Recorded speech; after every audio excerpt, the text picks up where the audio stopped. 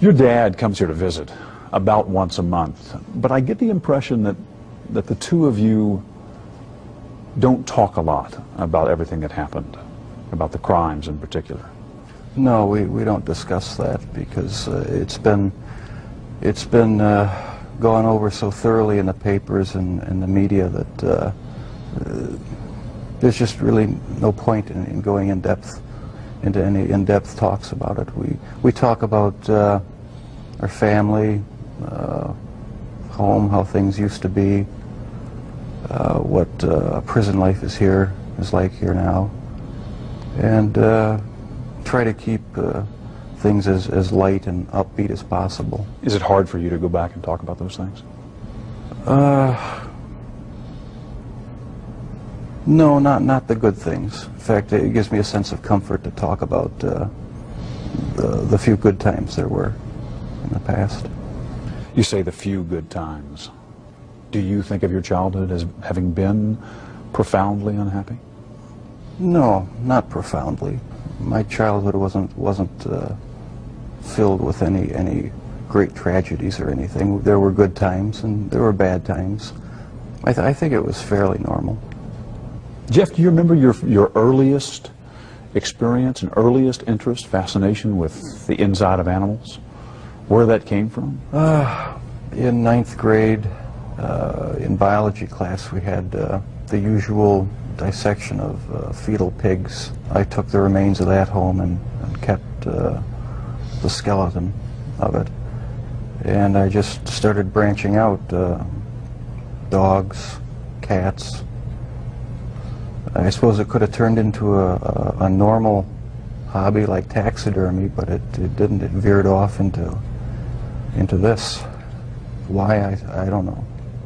All I know is that I wanted to see what the insides of these animals looked like. Was there some pleasure in the cutting open of the animal? Yes, there was. No sexual pleasure, but just it's hard to describe. Sense of power, sense of control? I suppose that's a good way of putting it, yeah. Yeah. I can sort of see a fascination for, wanting to see or for looking at the insides of animals, say for the first time. After you did it one time, what more is to be gained by looking at another dog's inside, the second or the third? I don't know. It became a compulsion, and it switched from animals to humans. I still don't understand it. I don't know why. What would you do with the dead animals, Jeff? You would pick the carcasses up from the road and take them back into the woods. Take them back in the woods, skin them sometimes, slit them all the way open, look at the organs, feel them. There was a sort of general excitement for me. I don't know why. It was exciting to see.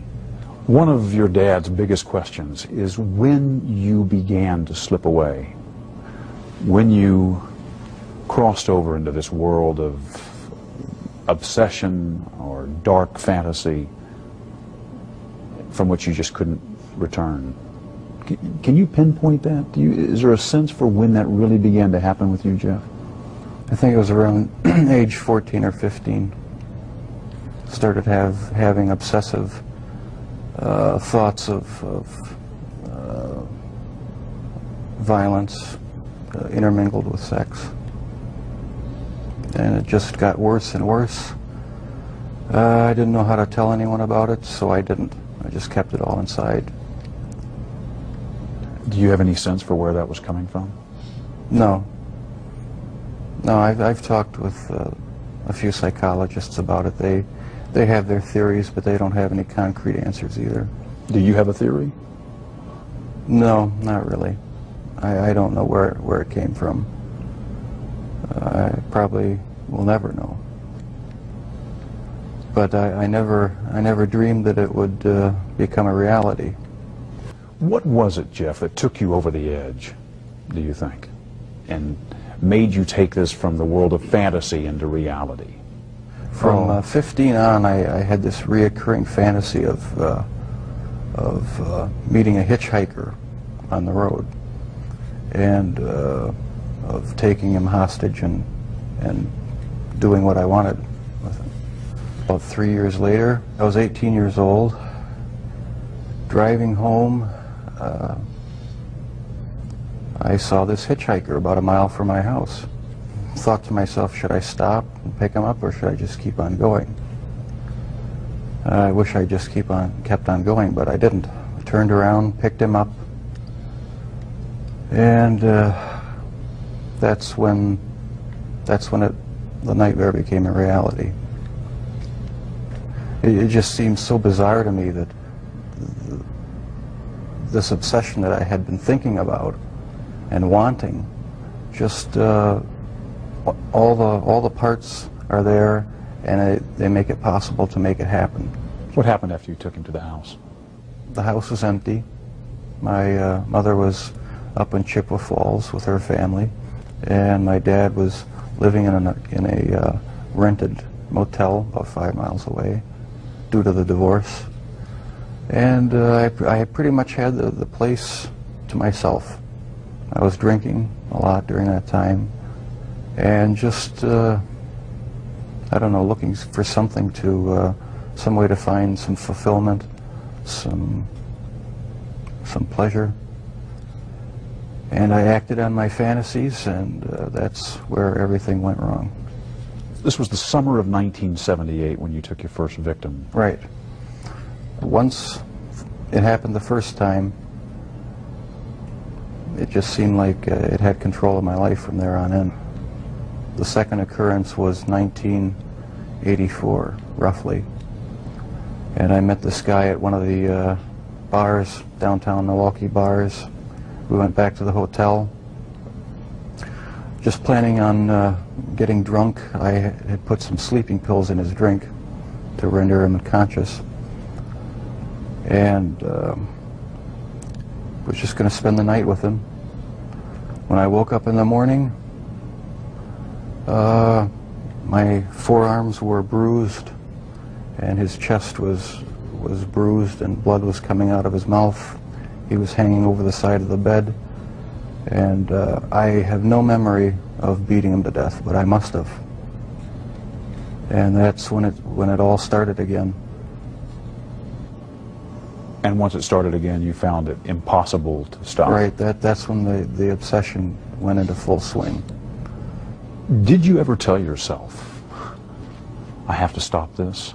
I must stop doing this? Yes. When it was going on? After the second time, it seemed like the compulsion to do it was too strong, and I didn't even try to stop it after that. But before the second time, things had been building up gradually, going to bookstores, going to the bars, the gay bars, bath clubs. When that wasn't enough, buying sleeping pills and using it on various guys in the bath clubs. It just escalated slowly but surely. And after the second time, which was not planned, it was out of control. It felt like it was out of control. Where did sex enter in to the killings, Jeff? It was a big part of it. My only objective was to find the best looking guy that I could. Their sexual preference didn't matter to me. Did their race matter to you? No, their race didn't matter to me. The first two young men were white. The third young man was American Indian. The fourth and fifth were Hispanic. So no, race had nothing to do with it. It was just their looks. Was there something sexual in the dismemberment of the bodies for you? As time went on, yes, I did get there was a sexual part to that. I started saving the skeletons and preserving other parts, and one thing led to another. It took more and more deviant type behaviors to satisfy my urges, and so it just spiraled out of control. Why the cannibalism? It made me feel like they were a permanent part of me.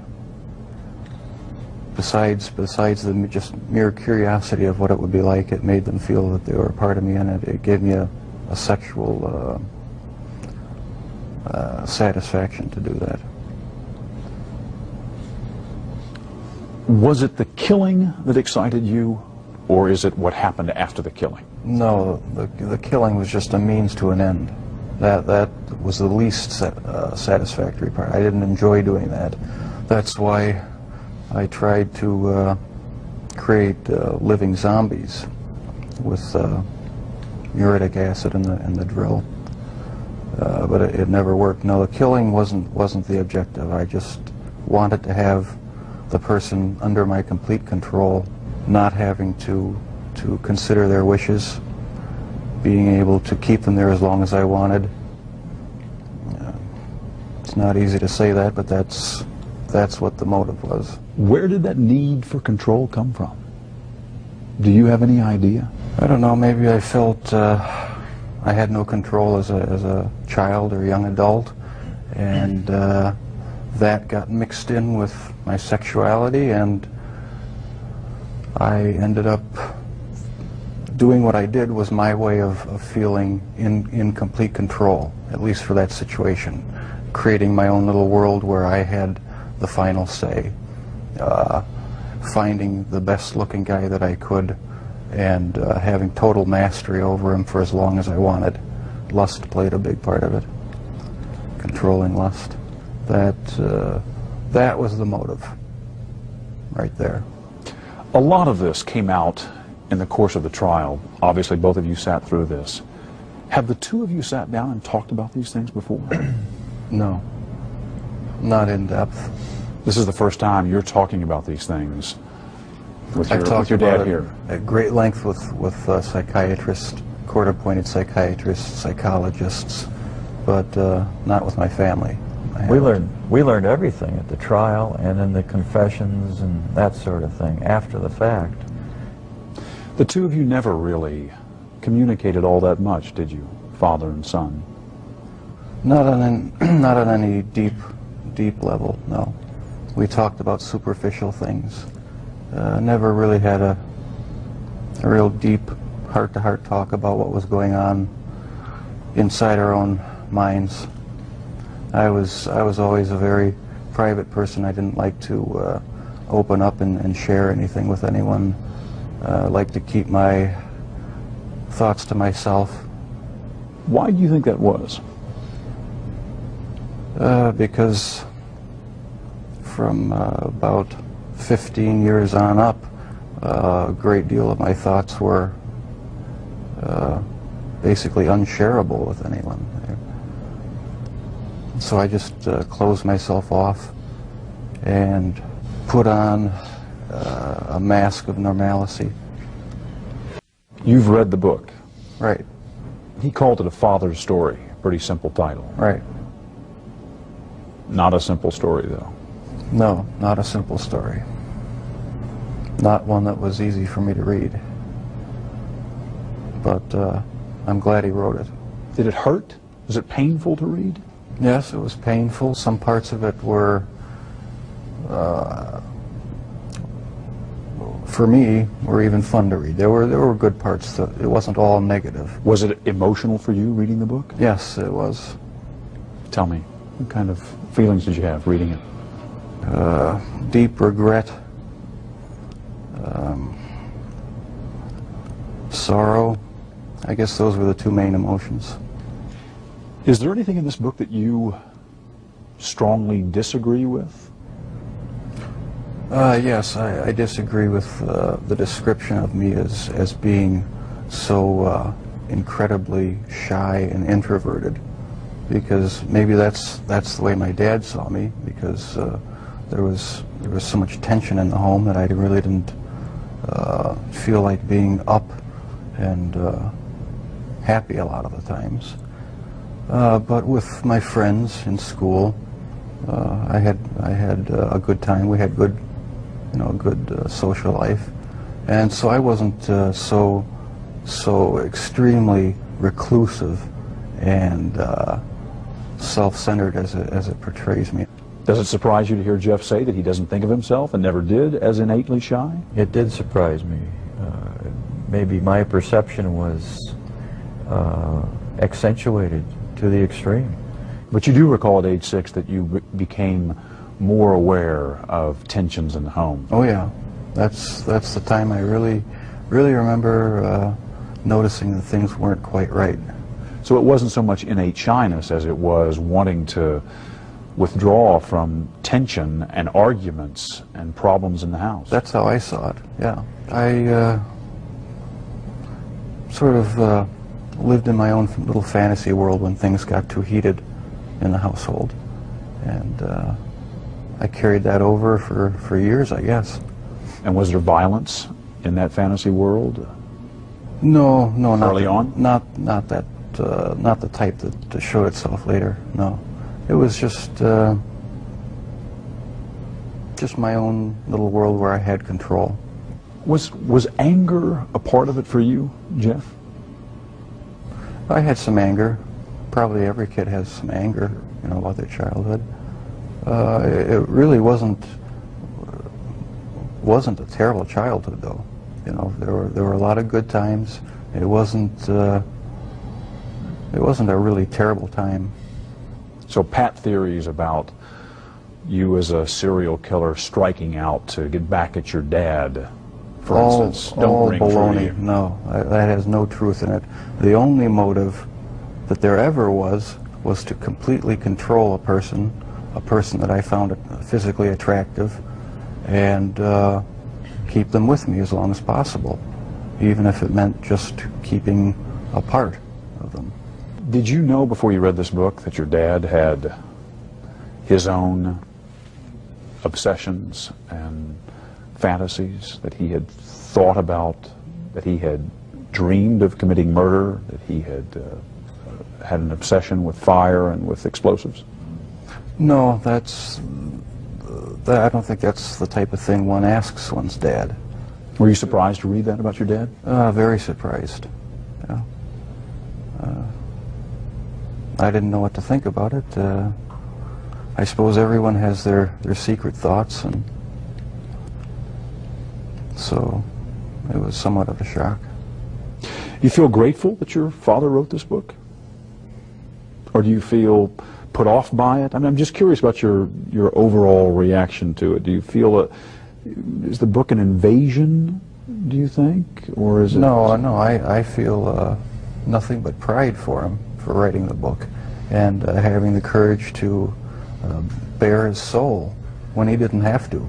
He didn't have to get involved with trying to, you know, help me out and support me and be an emotional support for me, and I'll be grateful to him forever for it. Did you ever consider talking to your parents, to your dad, about homosexuality? Is that something that you felt you could ever raise? Early on, I really didn't know that much about it myself. All I knew was that it was something that was to be kept hush-hush, not talked about, not even thought about. So I just kept it all within me and never talked about sexual issues at all, really, with anybody. Do you think if you had been able to talk about that in a more open way with your dad, for instance, that it would have helped, might have broken this veil of secrecy and enabled you to keep yourself from going down that road? I don't know exactly what, if anything, would have ever kept me from going down that road. Talking about it, I don't think would have made that much difference, because, like I said, there were things going on in my head that I would have never opened up and talked about with anybody. Your dad says he never realized how deeply troubled you were because he just thought you were shy the way he had been, shy as a boy. Do you think the signs were there and he just missed them? No, I don't think so, because I had thoughts, I had fantasies, but there was no outward show of anything that was wrong. You were pretty good at keeping it all inside. Right, I kept it inside, didn't share any of my thoughts or emotions with anybody. So how would I ever know? No, you never saw any of it, as far as I know. I did not really hear from anyone about any of these activities. And that's what really strikes me now, is if I would have known, what would I have done about it? I think I would have done a lot about it. I feel it's wrong for people who commit crimes to try to shift the blame onto somebody else, onto their parents or onto their upbringing or living circumstances. I think that's just a cop-out. And my parents, my relatives, had no knowledge of what I was doing. They're absolutely not responsible for any of it in any way. And I take full responsibility. But you understand that what you did would lead your father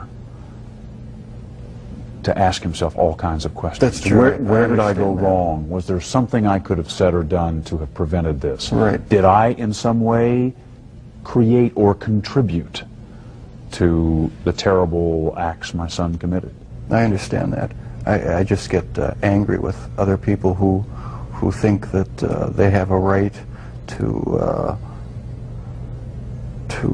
somehow try to blame my parents for what happened. That's not right at all. No one has the right to do that because they're totally innocent. They had no knowledge of it.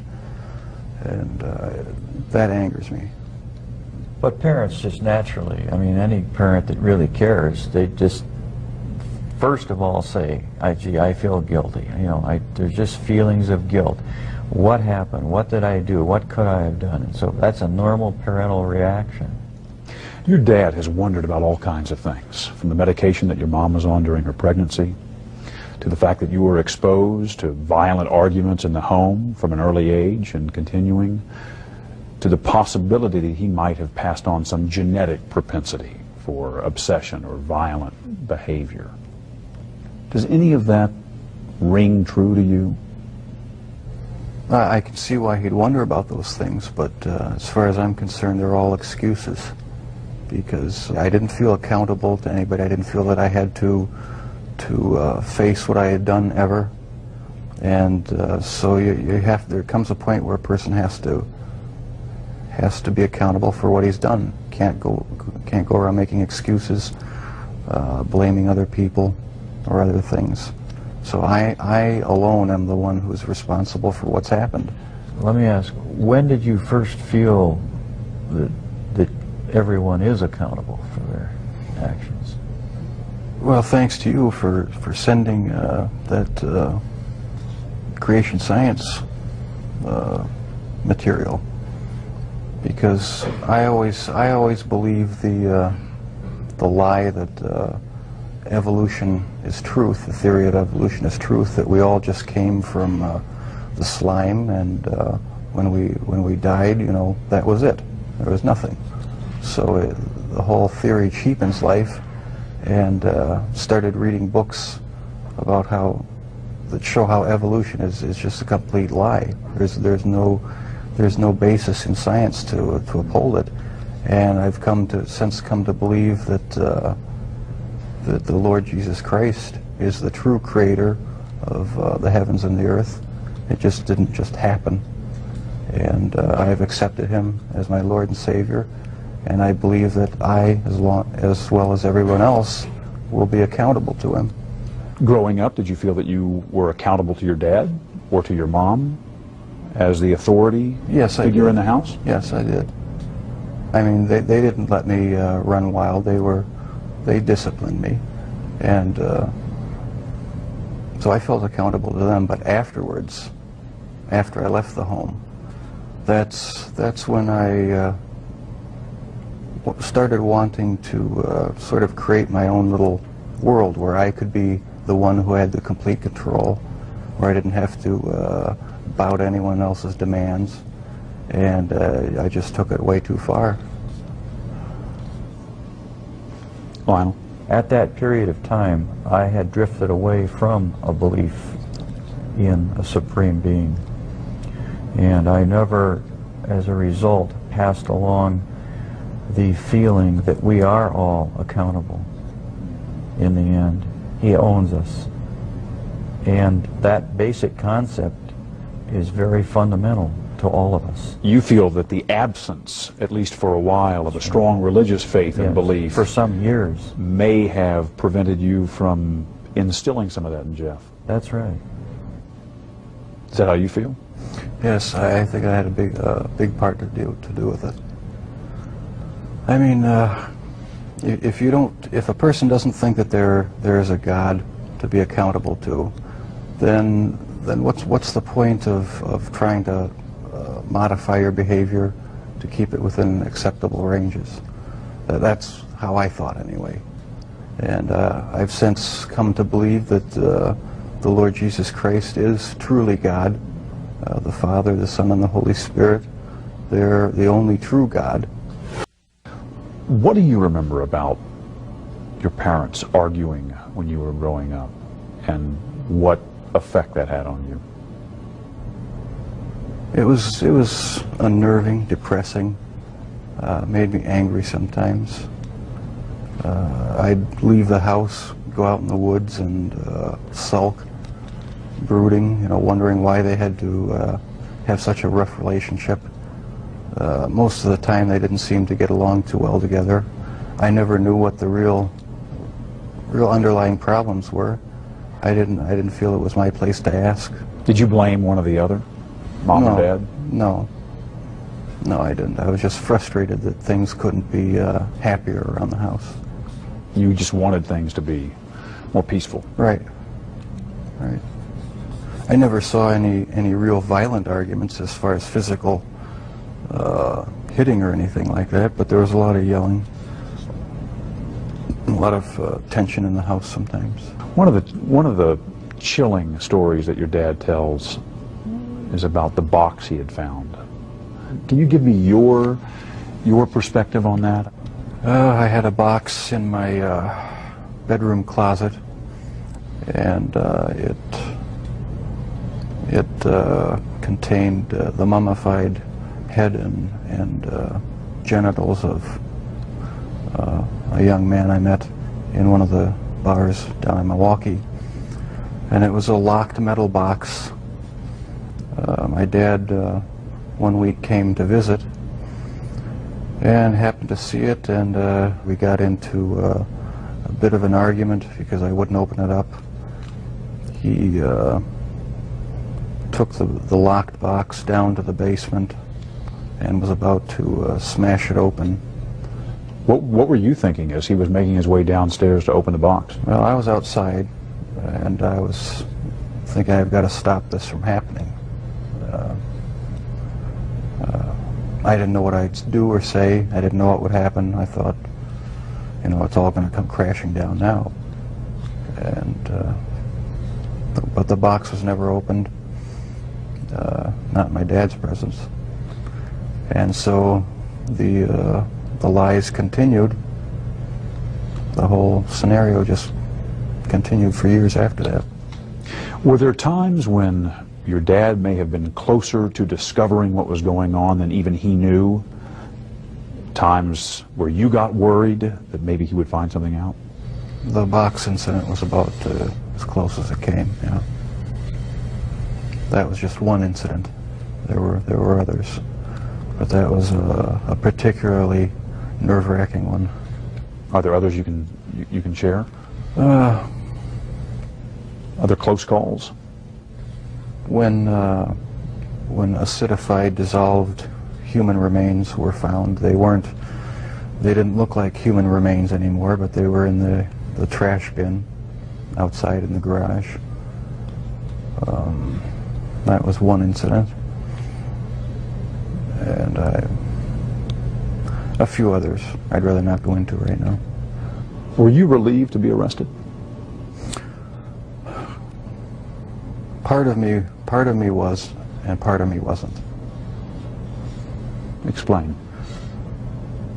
I don't know. It's like I don't believe I have a split personality, but you know the feeling where you're sort of glad about something, but on the other hand you're not.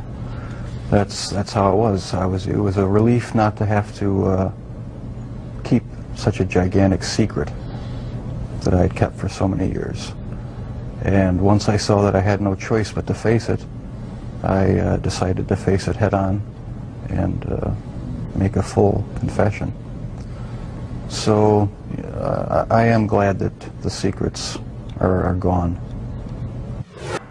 Your father told me that one of the reasons he wrote this book was in order to put down on paper what he has been unable to say to you in words, kind of reaching out to you. What do you want to say to him, having read this? I tell you, Dad, I'm really sorry that this has happened, and I love you a lot. I love you too. I'm sorry. Don't be sorry. We haven't always shown it a lot, but I do love him a great deal. I love you. And without the support of my folks, I don't think I would have come through this. We've opened up with each other a lot more now since the trial and everything. There's no secrets to be hidden away. You know, I don't feel that I have to keep any secrets from him. We've come to face what's real now instead of just glossing things over and talking about superficial things. So there's a lot more communication between us. This book may serve as a further bridge between Jeff and myself. And just for that purpose, I regard it as valuable for me. Do you feel closer to your dad, having read this? I feel closer in that I understand more how he was thinking, what his thoughts were, what some of his motivations were. I'm glad he wrote it. Anything not in the book you want to say to him?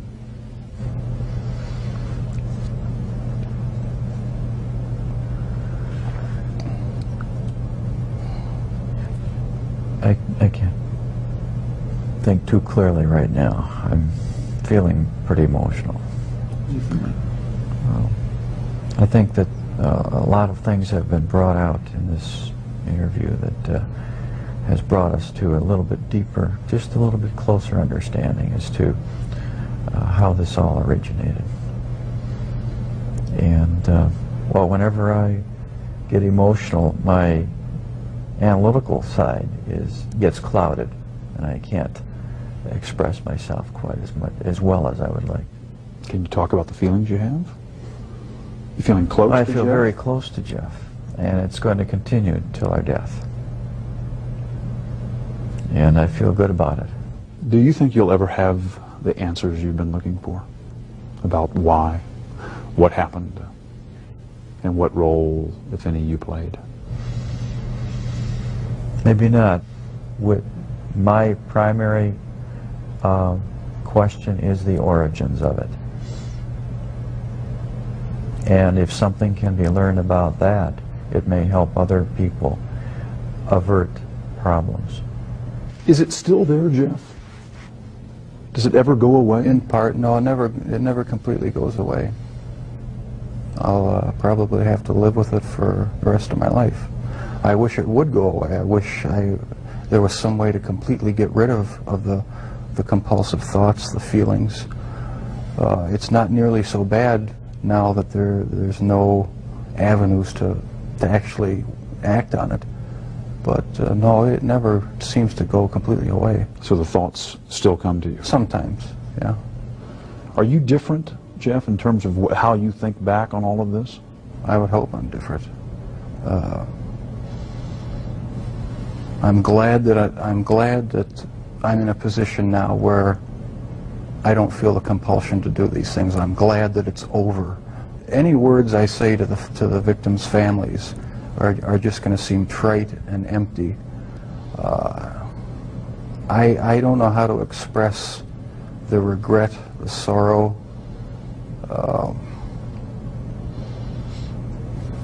that I feel for what I've done for their sons.